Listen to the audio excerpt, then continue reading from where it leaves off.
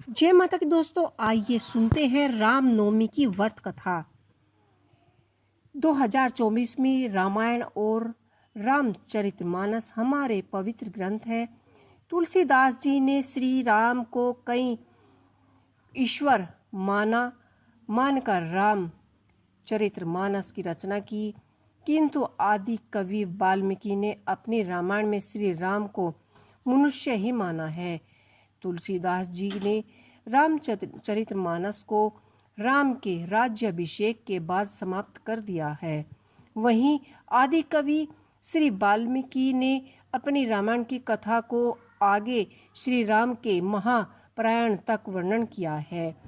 आइए जानते हैं। श्री राम जी की पवित्र जन्म कथा के अनुसार महाराज दशरथ ने पुत्र प्राप्ति हेतु यज्ञ आरंभ करने की ठानी। महाराज की आज्ञा अनुसार श्यामकर्ण घोड़ा चतुरंगनी सेना के साथ छिड़वा दिया गया। महाराज दशरथ ने समाप्त मनस्वी तपस्वी विद्वान ऋषि मुनियों तथा वेद विज्ञ प्रकांड पंडितों को यज्ञ प्रसन्न करने के लिए बुलवाया भेजा गया। निश्चय समय आने पर समय अभोग्यता के साथ महाराज दशरथ अपने गुरु वशिष्ठ जी तथा अपने परम मित्र अंग देश के अधिपति लोभपद के जमाता ऋषि को लेकर यज्ञ मंडप में पधारे।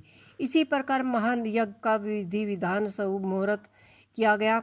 संपूर्ण वातावरण वेदों की ऋषियों के उच्च स्वर में पाठ से गूंजने लगे तथा समृद्धि की सुगंध से महकने लगा। समस्त पंडितों ब्राह्मणों ऋषियों आदि को यथायोचक धन धान्य गो आदि भेंट करके सादर विवाद करना। साथ यज्ञ की समाप्ति हुई। राजा दशरथ ने यज्ञ के प्रसाद चर खीर को अपने महल में ले जाकर अपनी पत्नियों तीनों रानियों को खिलवाया और प्रसाद ग्रहण करने के परिणाम स्वरूप तीनों रानियों ने गर्भ धारण किया। जब चैत्र मास के शुक्ल पक्ष की नवमी तिथि को पूर्णवसु नक्षत्र में सूर्य मंगल शनि बृहस्पति तथा शुक्र अपने अपने उच्च स्थानों पर विराजमान थे। कर्क लगन का उदय होते ही महाराज दशरथ की बड़ी रानी कौशल्या ने गर्भ से एक शिशु का जन्म हुआ, जो कि नील वर्ण चुंबकीय आकर्षण वाले अत्यंत तेजस्वी परम कार्तिवान तथा अत्यंत सुंदर था। उस शिशु को देखने वाले देख ही रहे थे। इसके पश्चात शुभ नक्षत्रों और शुभ घड़ी में महारानी कैकेयी के एक तथा तीसरी रानी सुमित्रा के 2 तेजस्वी पुत्रों ने जन्म लिया।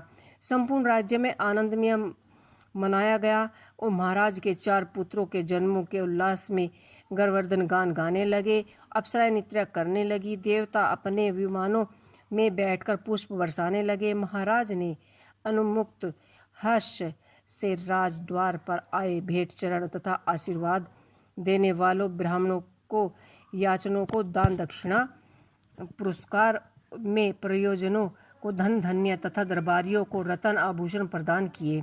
4 पुत्रों का नामकरण संस्कार महिषी वशिष्ठ के द्वारा किया गया तथा उनके नाम राम भरत लक्ष्मण और शत्रुघ्न रखे गए। आयु बढ़ने के साथ ही साथ रामचंद्र गुणों में भी अपने भाइयों से आगे बढ़ने और प्रजा में अत्यंत लोकप्रिय होने लगे।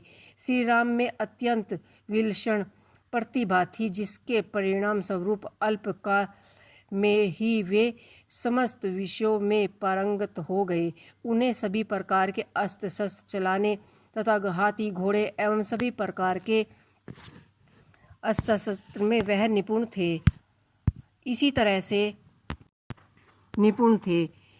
तरह से श्री राम अत्यंत वीर प्रतिभा थी, जिसके परिणाम स्वरूप अल्प कल्प में ही उन्हें समस्त विषयों में पारंगत हो गए। उन्हें सभी प्रकार के अस्त्रों में का चलाने का ज्ञान था। साधारण निपुणता प्राप्त हो गई। वे निरंतर माता पिता और गुरुजनों की सेवा करने लगे।